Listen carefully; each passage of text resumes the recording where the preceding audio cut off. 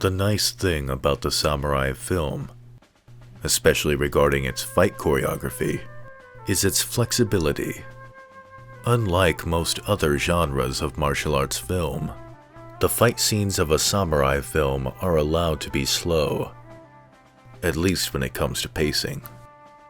In many cases, there is more allowance for a build-up to the action. This quality is usually seen in depictions of one-on-one duels, often, but not always, in an Edo period setting, as opposed to the more battlefield trappings we tend to see in films taking place in the Sengoku period. In many cases, there is an element of strategy in the choreography. The characters will study each other closely. Based on what their opponent is doing, they will take on a specific stance.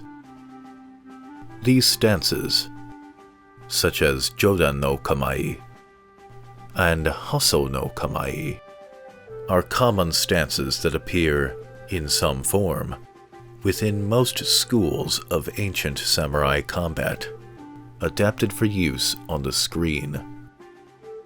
Eventually, there is the inevitable clash. It could be something closer to the more fast-paced action that modern audiences are used to. Long-form clashes, with hardly any let-up in the action. Maybe the fight progresses with a series of brief clashes, broken up, or perhaps padded out, by the combatants taking a step back to determine their next strategy. The clash could be short.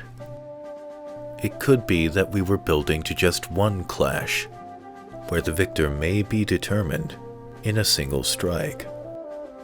With the samurai film, all of these approaches are appropriate.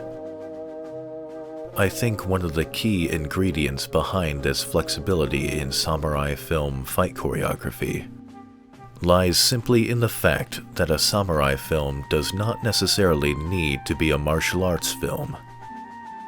Samurai cinema has the benefit of basing itself on a culture and a way of life that existed for well over 1,000 years. Surely not all of that history and culture was taken up by fighting.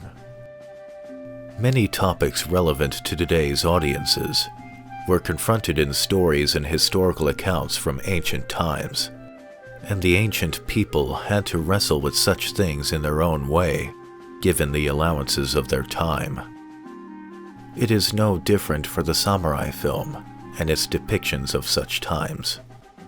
It is usually the development of the characters and the topics that are confronted within the story that are the most important aspects of the samurai film.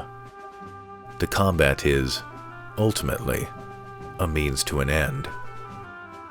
One question we could perhaps ask ourselves: does a genre picture necessarily have to be built on what we think to be its own most popular tenets?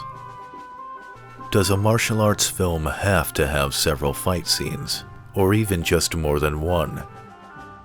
Does anyone have to die in a horror film? Does a samurai have to solve their problems by going into battle?